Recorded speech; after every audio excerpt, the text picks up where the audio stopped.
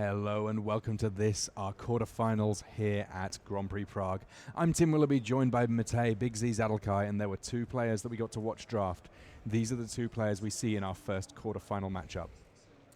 On the left of our screen, Christopher Larsen finished first in the Swiss. He's with a black-white deck that can be pretty low to the ground if he wants it to be, kicking things off with an Ether Poisoner. Meanwhile, on the other side of things, Paolo Vitor Dama da Rosa, he's got a black-red deck that it's got some powerful removal, but it's not necessarily as hyper-aggressive as some of the black-red decks we've seen. Yeah, there were actually two black-red drafters, the other one being Ivan Floch. It's an archetype that I think a lot of the pros liked over the weekend, especially in draft. You can do some cool things with it. But I just wonder how this influenced the way that these decks had to be built, because they're both a little unconventional, I would say. Yeah, talking to Simon Gertzen about the way that these two drafts went, I mentioned the 3 copies of the big removal spell for Paolo Vitor Dama da Rosa, that being Daring Demolition. Those were largely all passed by Christopher Larsen. He went a different direction with his black deck. He was picking red cards for a while, but he's a little bit more low to the ground, and that may serve him well here. Yeah. And as he plays a Procada Club Security format, 3-4, decent enough in this board. Paolo seems to have a lot of removal. At least I think I saw one of the Daring Demolitions that you just mentioned. But Barricade Breaker on turn 5. 7-5, has to attack each turn if possible. Well, Christopher Larsen, I believe, has a Daring Demolition of his own. He did manage to pick one up. He just didn't pick it up quite so early. Deals with the 7-drop fairly handily. And, of course, all that improvise left Paolo Vitor Dama da Rosa tapped out. Christopher Larsen gets stuck in for another couple of points here. Does not hold back his Death Touch creature. Wants to get in the damage. A 3-4, a pretty good blocker on this board. Yeah, it seems pretty swingy. Paolo could actually Daring Demolition the Club Security back. Even if he has a Swamp, he can even give lifelink to his Procada Pillarbug and just keep swinging on the other way now. Look at that. Removal all round, and instead chooses to use Chandra's Pyrohelix for a full sweep of the board here. This is what Paolo Vitor Dama da Rosa needed to be able to take command of this first game in our quarterfinal matchup here against the number 1 seed, who got to, of course, elect whether or not to be on the play or the draw. Yeah. And that was a good play. He actually took the Pyrohelix quite high in the last pack, because he recognized that he didn't have damage removal against the small creatures, and just the Ballista Charger from Christopher Larsen. Wow. So another swing coming through for Paolo Vitor Dama da Rosa. This time he does take the lifelink from Procada Pillarbug, going up to 18, dropping Christopher Larsen here down to just 10, I believe. Ooh, and a Scrapper Champion, 2/2 double strike, nets him 2 energy. When he attacks it, he can turn it into a 3/3. And if Christopher Larsen, he better have some creature going on here. Okay, Vengeful Rebel. No good way to find some revolt. And I think he's holding up Essence Extraction. Smart play there, because, of course, if Paolo Vitor Dama da Rosa does manage to find some removal here, he's really going to want to have a get out of jail free card against that big double striker down the bottom of our screen there. Essence Extraction, there you see it. 3 damage and you gain 3 life. The 3 life will certainly not be an unwelcome addition. He does desperately need to make sure that he's able to keep his life total good and high here. Yeah, so here comes swinging. The Scrapper Champion got the +1/+1 counter. Traded through that energy. Let's see what Christopher's going to do. So he's going to Essence Extract the Scrapper Champion. This is all before Declare Blockers, so you can kind of wait to see if there's some nasty surprise. And if he needs to put a creature in front of the Scrapper Champion, he can. If he doesn't need to, well, he can do something else. Yeah, resolves. Gains him 3 life back. That's also very important in this sort of race situation. Cruise up the Ballista Charger. Yeah, and Paolo has a Fatal Push in his hand, but he can't really target the 5 casting cost Ballista Charger. Yeah, even with Revolt triggered with one of his creatures in the graveyard, this is too big a creature to easily block. He goes for the Pillarbug, interestingly enough. So chooses to kill the small creature with the useful ability compared to the 3/3, basically without an ability artifact creature. Fatal Push dealing with that Vengeful Rebel, and follow up there, a kind of an interesting one if it works out that Paolo Vitor Dama da Rosa does get up to a little bit more mana there. Yeah, it's a Cogwork Assembler from Paolo there. He already has 6 mana, so if he draws a card, that can start churning out copies of artifacts. And we know that there are plenty of artifacts in Paolo Vitor Dama da Rosa's deck. Revoke Privileges there on the 3/3 down the bottom, but it's one that can get copied and is getting copied because it can attack in for 1 more than Cogwork Assembler itself. Yeah. Okay, Deadeye Harpooner, just as a blocker. Palavitor Damarosa has been relentless in this first game. Yeah, indeed. He did draw the 7 land right on time, and I think he's not that impressed by the Deadeye Harpooner. I think he's just going to go copy a creature again and swing with both. Yeah, Cogwork Assembler. It's an interesting one. It's a card that's relatively efficient in the early game, and it can copy target artifacts, so it could copy Ballista Charger. The only problem is that it itself isn't big enough to crew the Ballista Charger, and Revoke Privileges does stop the crewing of vehicles, so right now he wouldn't be able to do a whole lot with that big vehicle. Yeah.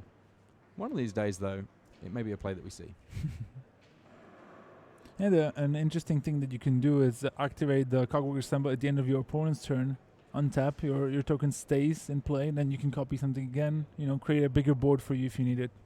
Yeah, because it does say at the beginning of the next end step, so if you go after that end step trigger, yep, you're laughing.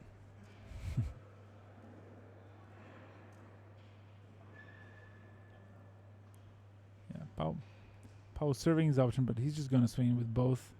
I'm surprised he was thinking that much. Maybe just trying to play around all possible tricks. Maybe didn't want to expose his Cogwork Assembler, but just 2 more lands for Christopher Larson. That was fast. That was a brutally fast game. Palavitor Damarosa had the one key piece of removal that he needed, because Christopher Larson didn't really deploy too many scary threats to the board there. And when you have a Ballista Charger stranded without a driver, that's not the way to win a game of Magic. Yeah, I mean, Ballista Charger is fine and all, but Paulo Vitor's deck is just chock full of removal, and is never a good place to be. So we're going to get a chance to jump across here and see Yusuf Kamal Vefa against Florian Koch, 5th and 6th seeds, and a very different type of game got going on here. Green-white on the left of our screen there for Vefa, and red-blue. This is the deck that kind of is the improvised deck to my mind a lot of the time, but it also has a fair share of flyers and so on. Beaumont Bazaar Barge being joined by Hinterland Drake from Florian Koch, already on just 10 life. Yeah, but Yusuf's board is pretty significant already. That 3/3 Dawn Frederick is already dominating the board quite a bit. I think he's playing another one. Yeah, looks to be. There we go. I can't remember what the collective noun for eagles is. I want to say a flock of eagles because it sounds like flock of seagulls, but I'm pretty sure that's not the one. Chat can help me out there. In the meantime, it's going to be Koch that really needs help, because a second eagle here means that there can be some big attacks with vigilance from Vefa, which... Yeah. Just the eagle, because the Ibex can only be a 4/6, which then just hits into the barge. I'll never learn to pronounce that one. And the other creatures were just way too small. And he hit for 4, and he developed his board of flyers. It's apparently a convocation of eagles. Really? Which is kind of cool, because if we remember, the DCI was originally the Duelist Convocation International. I like it. It's suggesting that when we join Wizards of the Coast in playing organised play, we might all be eagles. I like it. So lots of cards in hand for Florian Koch. The fact that he's just got the one island may be hurting him a little bit here. Yeah, just way too many cards. I think it's the Untethered Express. I think he has the Bloom Implement as well. Lots and lots of other cards, but he's on the back foot. He has no good ways to deal with those 3/3 flyers. His Hinterland Drake is just too small against them. Well, he also has to think about the other creatures that are in play as well, so he's firmly on the defensive. Florian Koch, no stranger to the European GP circuit, and trying to find a way of picking up the win here. Goes with the Untethered Express. Plenty of vehicles on the board, but that doesn't actually add to his creature count any. It just means that if he's planning on blocking, he might have a slightly larger creature to block with, depending on what's coming in. Prey upon, kill the flyer. He might crew a vehicle, but that's over to 6 damage of flyers coming across. These games falling thick and fast in our top 8. There are, of course, 4 quarterfinals going on. We're going to be recording one for playback shortly after these live games go on, and we get to see a little bit more of Christopher Larson versus Palavitor Damarosa here. Fairgrounds Warden taking down the first creature from Palavitor Damarosa, soon followed up though by a Snarethopter that swinging in the air for 3. First blood to Palavitor Damarosa. Yeah, I never realized a Thopter and Copter rhyme so well. Of course, Copters banned in Standard right now, but still legal if you happen to open one in Draft. Revoke Privileges, the next piece of removal from Christopher Larson. He successfully dealt with the first 2 threats of Palavitor Damadorosa, got an implement of improvement as well there, but what he does not have is his second color of mana. Yeah, and he's going to need a lot of those swamps because Daring Demolition needs 2 black, and look, this is a card that you really want to deal with the Scrapper Champion from Palavitor Damadorosa. Yeah, Scrapper Champion, when it attacks, if you've got 2 energy to spend, you can give it a +1/+1 counter. Double strike creatures do not need a lot of help to be able to close out games. Yeah. And while Christopher Larson is able to cash in his implement in order to draw a card, he still hasn't found black mana, just another plains there. It looks like he might be taking this hit, and that would be a painful hit indeed. He's just taking 6. Oh, he is Larson down to 11. And before they started playing, Christopher was telling me that several players have told him that no matter what you do, don't lose to Paolo. But it looks like that is what is going to happen here. There have been a lot of players over the years that may have gone into matches with that sentiment, but this man has not got 10 Pro Tour top 8s and 19 GP top 8s by bowing to that sort of pressure. Yeah. Picard's Pillarbug coming along now.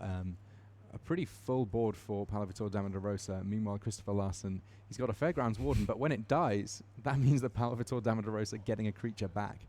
I think Christopher is slowing down a little bit because I don't think he got enough camera time for his liking. So he wants to spend more time in the feature match area. Paolo's figured out that he can stay in the feature match area also just by winning. Yeah, exactly. 2 different approaches, both of which get you a bit of time on camera. Picard's Pillarbug here, picking up lifelink. It's not as if Paolo's life total is being troubled, but equally, if he's doing nothing else with the mana, you might as well. Cogwork Assembler there, nearly at 7 mana, Palavitor Damadorosa, and at that point, Snare Copter. Yeah, Thopters. Yeah. I mean, even if Chris draws the second Black Sword, I would be really surprised if he could manage to stay in this game. He does have nice cards and all, but if you just don't draw a second color, it's very problematic. While Paolo drew very well. I was talking to Simon Gertzen just prior to this quarterfinal kicking off, and he said that he'd been very impressed with Christopher Larson's draft, not necessarily from an overall power level of his deck standpoint, but simply because of the discipline in the thought process in the choices that he made. Look at Chris's face. This is the face of someone who knows he is lost and yeah. Does not have to reveal his hand, but chooses to reveal his hand before extending it. Palavitor Damadorosa, he kind of gives a wry smile and a nod. This is not the kind of game that he wants to win. He wants to have real games of Magic, but if he's going to have a bad game of Magic, at least in a GP top 8, he's going to get plenty of power for winning that one. On to the semi-finals for Paolo. Yeah, and it's a shame because Chris's deck looked very interesting, and he's a very good player. I think this is his 5th GP top 8. One of them was outside Europe, but just a consistent player, and actually considered by many of his Danish compatriots and very successful ones at that to be one of the best players in Limited. Yeah, I mean he's certainly been a force on the last sort of few Pro Tours worth of Limited. This format seems to have suited him very well, but ultimately, Hall of Famer takes him down. That number 8 next to Palavitor Damadorosa's name indicates he's currently ranked 8th in the world. The 4th that's next to him says that's where he finished in the Swiss. So even with Christopher Larson getting to choose to go first, Paolo able to take that one down in 2 games straight. A little bit more Magic still going on in our top 8 area. That was a fairly fast match. We're going to get to see some of Ivan Floch versus Ropa Metzer. Live total's just going to be updated here for you. Another black-red deck, this time in the hands of Pro Tour winner Ivan Floch, who finished 2nd in the Swiss. But there's already a big Greenbelt Rampager coming in for Metzer. It's naturally a 3/4, +1/+1 counter from an Implement of Ferocity means that it's coming in as a 4/5, and that's a gigantic threat. Yeah, Ivan Floch's deck is actually hilarious. When he started laying it out, he laid out I think 8 removal spells. In front of him, then added 3 Implement of Malice to his spells pile, and then started going through the rest of his cards to try to find enough creatures to survive. His creature base is something else. He's like double Wayward Giant and Dukara Scavenger, just cards like that. But he already has the removal to deal with the small creatures. So he just needs some big beaters to hold off the rest. It's kind of a classic template for a red-black deck. Lots and lots of removal, and then as long as the creatures you have are fairly big and as such not too susceptible to incidental removal, you get to beat people up pretty hard. Yeah. So it's a classic plan that I've learned ages ago in our local scene, and Ivan has been a part of it as well. So I'm sure he knows this lesson. Vengeful Rebel alongside Greenbelt Rampager for Ropa Metza here. Let's see what Ivan can come up with. There's plenty of cards. Looks like there might be a Foundry Screecher in There hand. is. That's a nice one for edging through damage. I mean, between Menace and Flying, he's got a lot of ways of making it difficult for Metza to be able to block his creatures, not needing too many on the battlefield to win the game.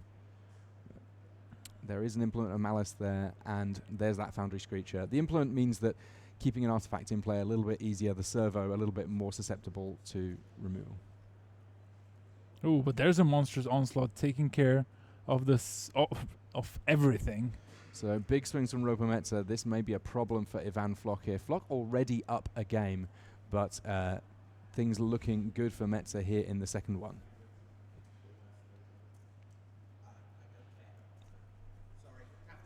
Okay, so it looks like the Implement of Malice being sacrificed here. Ivan Flock on the ropes, but we're going to get a chance to jump back to one of our other matches. Yusuf Kemal Vefa, he is up against Florian Koch.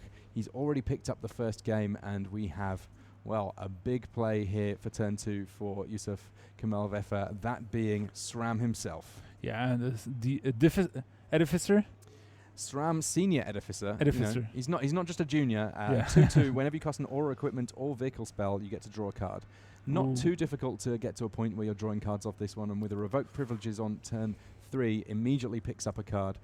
Also takes down the one creature that Florian Koch has going on. This is a nice start. This was a great turn. I thought like, oh, Florian Koch, now he would have a 4/4 attacking. Well, yeah, that's sweet. And then SRAM into Revoke Privileges, draw a card. That's pretty sweet. And Florian only has a Prophetic Prism to follow that up with, and an Ether Chaser maybe. Yeah, down to 3 cards only. Florian Koch might have mulliganed himself. Skyship Plunderer. Also good. That one can... Currently the only counters that are available for the Plunderer to increase are the ones on a Revoke Privileged Thriving Grubs. Meanwhile, SRAM getting involved. 4 mana being held up here by Yusuf Kemal Vefa. A little bit suspicious. Very much so. Florian Koch will, I'm sure, be a little bit wary of what's going on. And you know what? Ether Chaser, Artificer. Yeah, of course, and also gives you energy, so that Skyship Plunder not only will rumble in for 2 damage, but also will increase his energy count by 1, meaning that he'll possibly be able to have some more servos in the upcoming turns with that Ether Chaser. But no play for Yusuf. That was very strange that he just had nothing to do on turn 4. Yeah, plenty of lands to work with. There is something on 5 here. Oh, okay. Well, if you're looking for powerful rares, it looks like Yusuf Kemal Vefa has some. Yeah, Multiform Wonder. The latest iteration of a Morphling variant. It starts out as a 3/3. You've got 3 energy, and that energy can be spent in any of the following ways. You can spend 1 to give lifelink, to give vigilance, to give flying.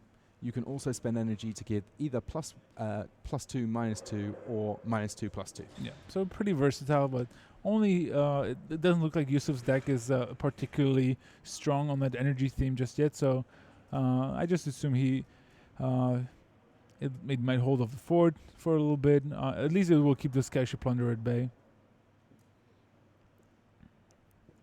So in comes the 3/3 Ether Chaser, bringing out a servo along with.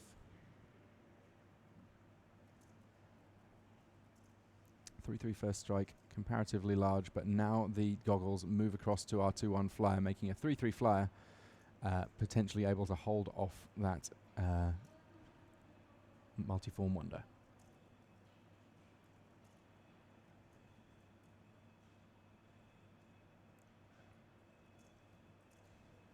Let's see what Yusuf can come up with. I think he has a Prey Upon, so he can probably do something with that. But he has so many cards. I just want to know what the rest is. I think there's a couple of lands at least. Looks like Vefa again holding back. It's something that we saw double Dawnfeather Eagle in game 1. Maybe if he has one of those, he could make the Multiform 1 into 4/4 and swing with that, give it lifelink, get some life back. prey upon post-combat, something like that, or even pre-combat. Okay, so he activates ability. Keeping track of energy on paper here rather than using a dice on the counter, which is, of course, his preference. His prerogative, rather. Okay. So I assume he gave it flying, maybe. If he did it before doing anything else, so I just assume he gave it flying, just so that it can't be blocked by that servo, I guess. He's looking to trade into the plunder, maybe. I mean, Florian Koch sees post. so much mana untapped, has to Yeah. think that there must be something going on here. Yeah, definitely. In fact, let's see if we can just check out a little bit of the details of the deck list for Vefa, because there's a couple of green cards that can potentially really punish a block here. Let's see what he's got to work with. Not much in green there.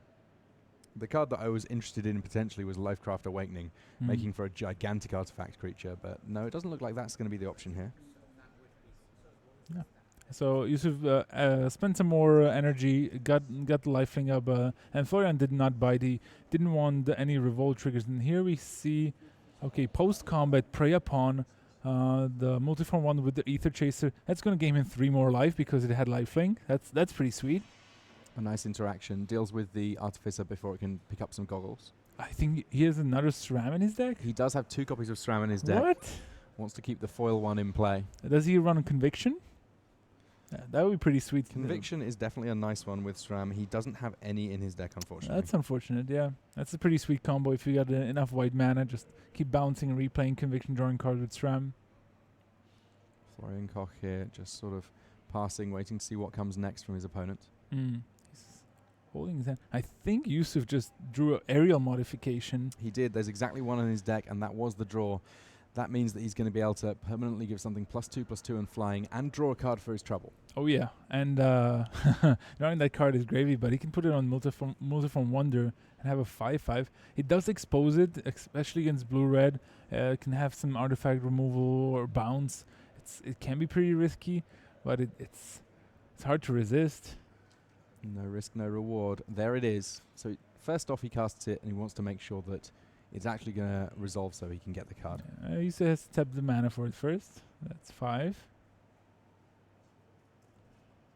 Oh, it's whenever you cast, so it triggers before even the spell resolves. Yeah, I think he might have drawn his second prey upon, which he can use to take down the Skyship Plunder. He can give it lifelink before actually doing that, because he still has 1 energy left, as you can see, thanks to his sheet of paper. I guess that you might want to save that for flying just to get over the servo. Yeah, maybe. So he... Of course, it has flying anyway because of the aerial modification. There we go, we figured it out. He swings both creatures here. 5/5 multiform Wonder. 5 mana auras. They're risky because if the creature that you cast them on does get removed, that's a 2-for-1. But at the same time, they do a whole lot.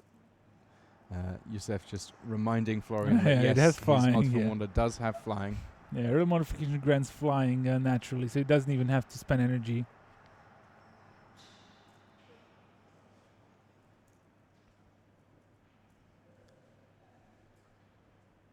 Koch here, deep in the tank.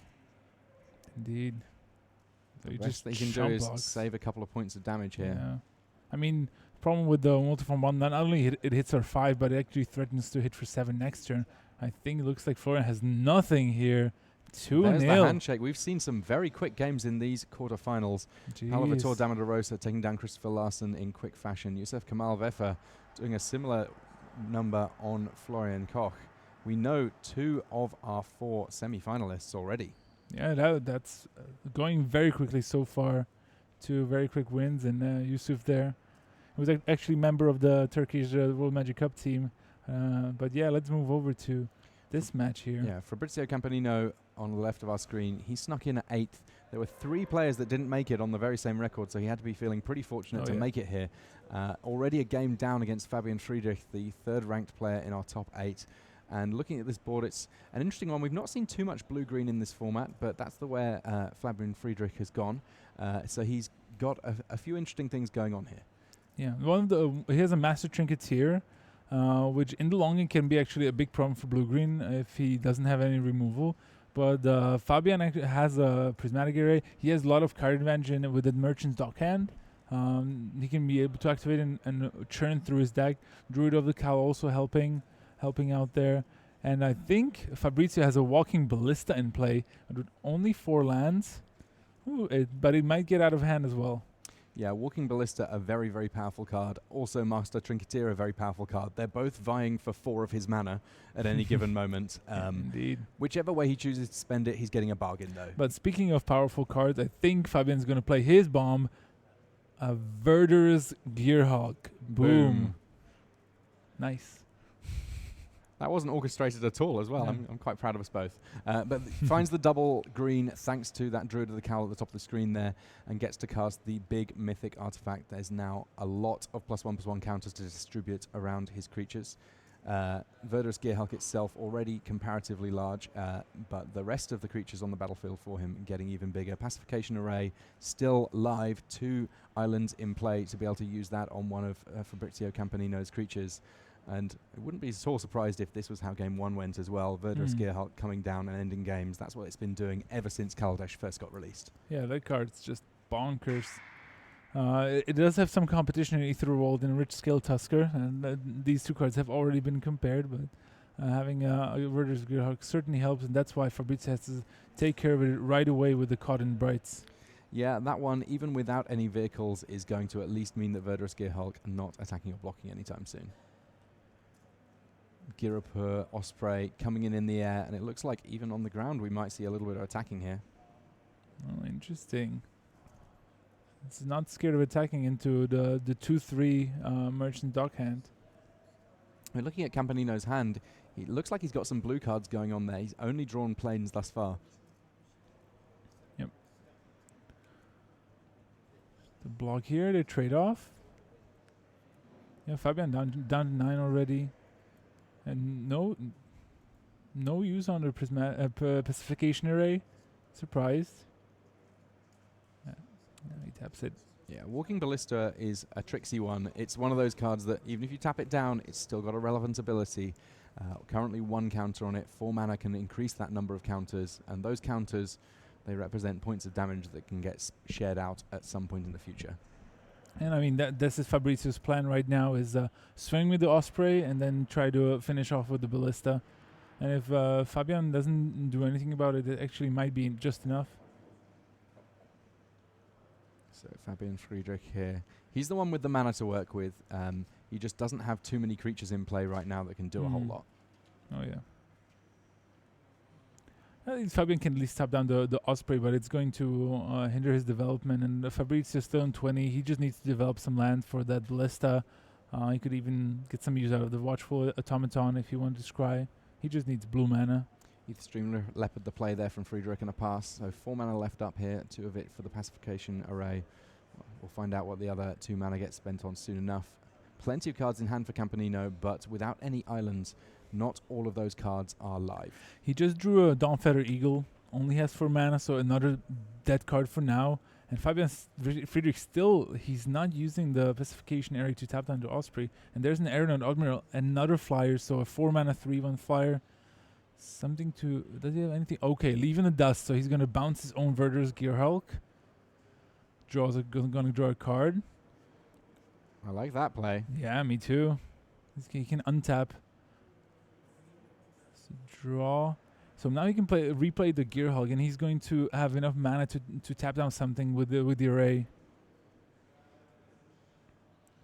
There's certainly some power in some of these decks in our top 8. Yeah, definitely. And he also has a High Spire Infusion, so meaning that maybe he can win a race here if he really tries. I think I saw a Durable Handicraft in his hand as well. It's not great on this board particularly. I mean, the good thing about the Verder's Gearhulk, it does have trample, so Yeah. there's a temptation to load a lot of counters onto it, but equally white has removal for a single big creature comparatively easily. So a little bit of hedging here, spreading some counters around. Just like, yeah, on the Leopard, please. Leopard also with trample, of course. Yeah. 6/7 Etherstream Leopard, and 1 energy being spent immediately to make that 8/7 trample coming through. Oh, yeah. Amazing how quickly these life totals are going to level right up. Oh, yeah. And also next turn he has that infusion, so that might be his plan. He also can add an extra damage with the Adventurous Goggles. There is an island for Fabrizio Campanino finally finding that 5th source and the 2nd colored source. Let's see what he can do with it. There's a Malfunction in hand, which might feel like a good play given that there's a gigantic leopard staring him down. But there's also a Verdurous Gearhulk. He's kind of a little bit stuck here. And yeah, his flyer gets tapped down, or one of his flyers, should I say, gets tapped down. Just 2 coming in from that Gyropa Osprey pacification array, doing fantastic work as always.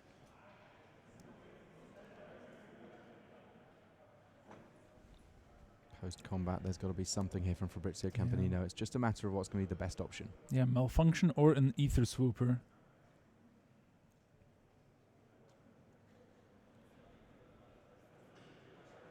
The flyer or dealing with a creature. I assume he's going to go for the Malfunction. He has to be very scared of the leopard, and he is. There we go. So now there's only one big scary trampler on the other side of the battlefield. Admittedly, he's got 12 life to work with, so it's going to be a case of a straightforward race where he's the only one with flyers, which is not a terrible place to be. Oh, indeed. Fabian Friedrich hits another land. Yes, that is 8 lands plus the Druid of the Cowl. Plenty of mana to work with here, Fabian. No, what can he do with though? I don't think he can muster up lethal, even if Fabrizio wouldn't block anything. But I don't think Fabian is actually getting really close to death, but not yet. Remember, there's always the Walking Ballista in play. I mean, there's 2 creatures on the battlefield. One can get tapped down. The Verdurous Gearhulk is currently a 4/4 that can become a 7/7 thanks to Pump Spell. Getting up to 12, though, is a bit of a tall order. Yeah, pretty much. He has to find a way to win in 2 turns, ideally. That Malfunction being very key in just mitigating a lot of the damage that Fabian Friedrich was presenting on the board.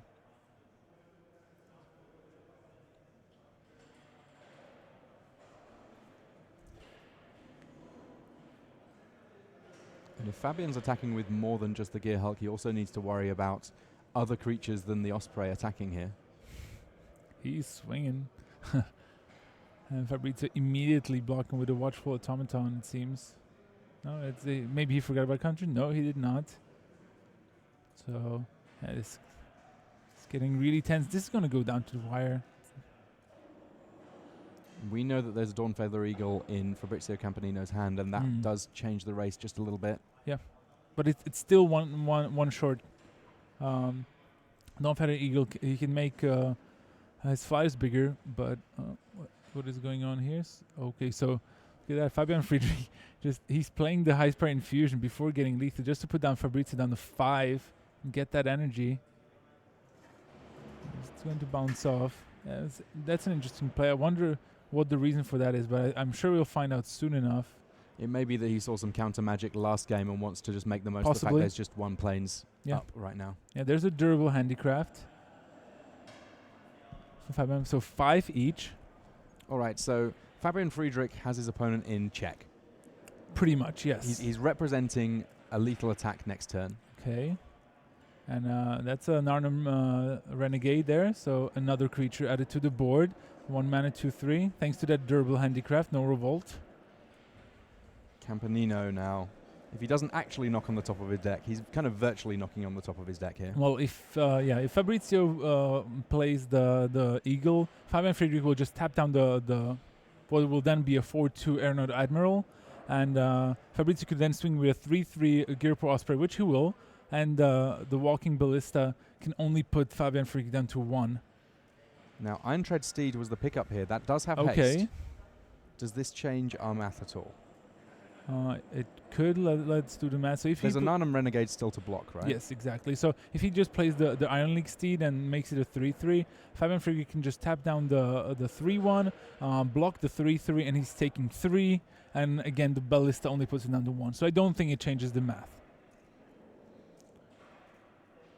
I think playing the eagle gives him the best shot but I don't think it's enough. Just because not the array can tap something before attacking, then Friedrich can tap down another blocker, put some goggles on the Gearhulk and his trample. It should be enough together with the other creatures as well. I think at least. Let's see. Fabrizio Campanino, he's in one of those positions where he knows that this could be his last turn of the tournament, so he's going to take his time and make sure he works through the permutations, tries to find a way of closing out this game. It's so close. Yeah.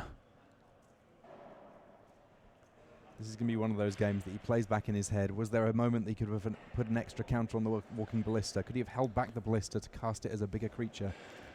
There are a lot of moving parts to this game that he'll find himself wondering about if he finds himself a point short here. Yeah, he'll be maybe thinking, oh, why didn't I draw the blue mana sooner? I think I could have won if it had come one turn sooner. But this is not the reality that he is in right now. So he has to figure out a way to win, or at least find a way to not lose yet.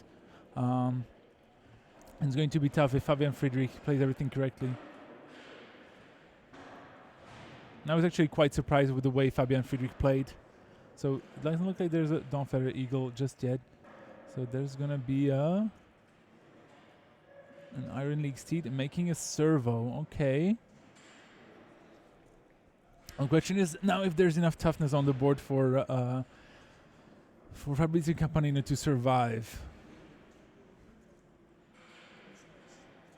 Oh, we'll see. So the Gearhulk can grow at least up to 5/6 with the goggles and 6/7 with the Durable Handicraft. So that's actually that can be dealt with. And there's only 2 more creatures, and those can be blocked as well. So I think Fabrizio Campanino might have found a way to survive for now. He didn't get to deal any damage to his opponent this turn, though. That's also a worry that he might not have enough, even if he survives here, because he'll be forced into some chump blocks for sure. Each of these players on just 5 life. And now it's Friedrich's turn to work his way through all the numbers, try and find a way of closing out this game. Yeah, and he has to be careful, because if he decides to go for it, he has to be sure it's enough. Because using that pacification area aggressively here will mean that he'll down the backswing. He just swings with everything here. Doesn't tap down anything just yet. You haven't seen his hand. He's also not equipped his Inventor's Goggles. That means that, ultimately he only has enough mana to tap down something and use his Durable Handicraft if he wants to put counters on his creatures. Does not have enough to equip the goggles too. So it looks like the goggles not being used right here, just attacking in, well, we'll find out exactly how much with shortly. Yeah, he's changing his mind a lot, so it looks like he's not sure himself. He hasn't done the math. And I think just attacking with the Gearhulk seems like a decent idea here, because even if I think Fabrizio Campanini would have to block with basically everything, or most of his creatures to kill it. He can block 1 to survive. This is really close. So, what are you doing, Fabian Friedrich?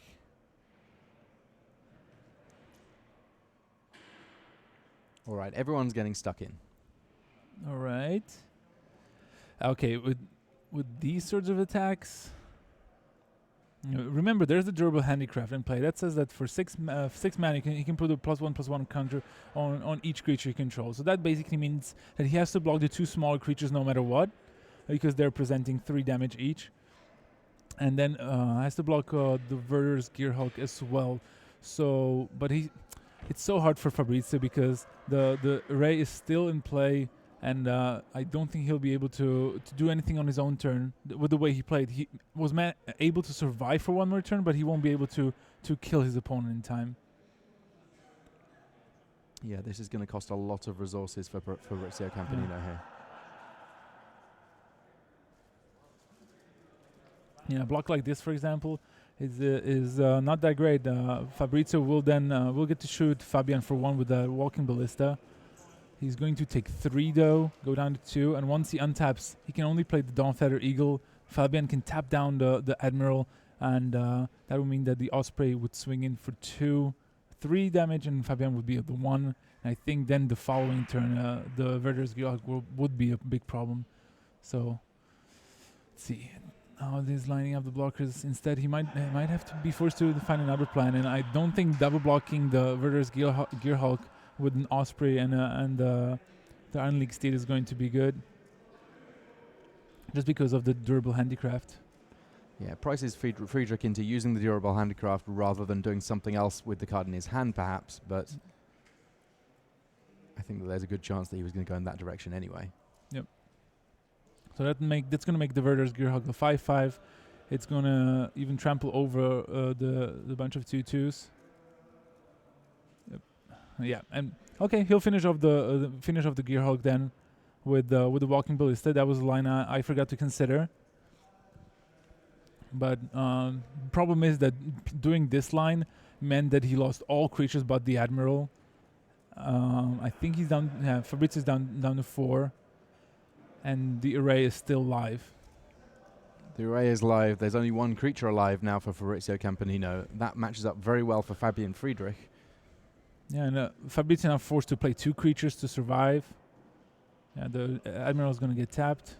So I think there's an Audacious Infiltrator and the Ether Swooper. Yeah, you have to sequence correctly. You only have 1 island. No room for error here for Fabrizio Campanino. Couple of points of energy there. So there's the Infiltrator as well. So he does have 2 blockers. Fabrizio very much alive here. But he will have to block one of the creatures at least. And this one of the sort of boards that is a tester. I mean, looks like there's a Kujar Seed Sculptor in hand for Fabian Friedrich, so he's got an additional pump on top of those Inventor's Goggles, on top of the counters already on his creatures. To be honest, the size of his creatures isn't so much the big deal as simply the number of creatures. So the Seedcrafter may just be most exciting here as another body on the board. Yep. Yeah, the problem is I think it's lethal now because with the Seed Sculptor, he's going to make the Druid a 4-power guy. He can equip the goggles on the other 3-power guys, so he'll create 2 4-power creatures. He's going to tap down one of the blockers with the Pacification Array and attack with both creatures. I think this is finally lethal now. Fabian Friedrich, he sees the line. So does Fabrizio Campanino. All right, we have 3 of our 4 quarterfinals complete. I believe that the only one that potentially might still be going is that of Ivan Floch. We'll find out soon enough whether or not we've got a little bit more magic for you. But one way we know that we are, at very least, perilously close to getting some semi-final action here at Grand Prix Prague. Fabian Friedrich wins 2-0. Paolo Vittor Damaderosa, he wins 2-0. We also have Youssef Kamal Vefa getting there 2-0. This has been some fairly decisive magic here in our top 8 thus far. Yeah, 2 green decks making it in through. Oh, Ivan Floch lost. Wow. Roope Metsä from Finland makes it into the semis against the Hall of Famer Paolo Vittor Damaderosa. Interesting. Yeah, we have our semi-final bracket, and just because people were on the play from doing well in the Swiss does not mean that they made it through the quarterfinals. Christopher Larsen defeated, Ivan Floch defeated. In fact, it's only the top half of the bracket that's gone the other way. We will have our semi-finals for you soon enough with Simon Gertzen and Riley Knight.